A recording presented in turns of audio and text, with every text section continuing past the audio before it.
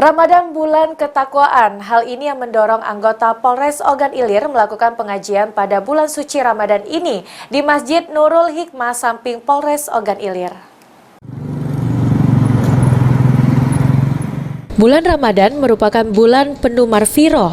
Kaum muslimin berlomba-lomba meningkatkan keimanannya dengan berbagai kegiatan ibadah. Bertempat di Masjid Nurul Hikmah, samping Polres Ogan Ilir, tadarusan dilakukan anggota Polres Ogan Ilir menjelang sholat zuhur dan ba'da sholat zuhur. Dalam pelaksanaan tadarusan ini, anggota Polres Ogan Ilir melakukan secara khusyuk untuk menambah ketakwaan kepada Allah Subhanahu wa Ta'ala.